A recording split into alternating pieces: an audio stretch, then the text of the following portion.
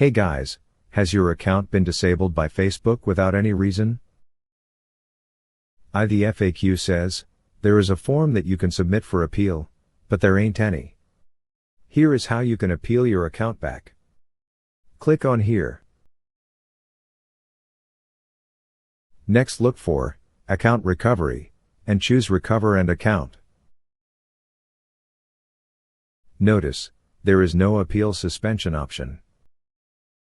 To appeal, click on No.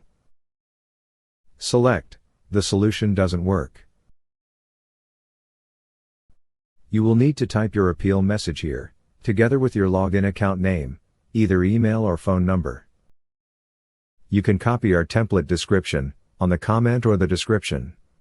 Put in your login details. Once you have done that, click Submit. Now wait for a few days.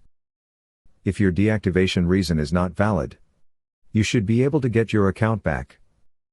You can save this video, thank us, if you are able to get your account back. We got our account back after a few days. The problem is coming from the Facebook group that we manage.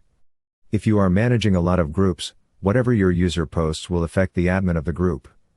You should be careful if you are monitoring large groups.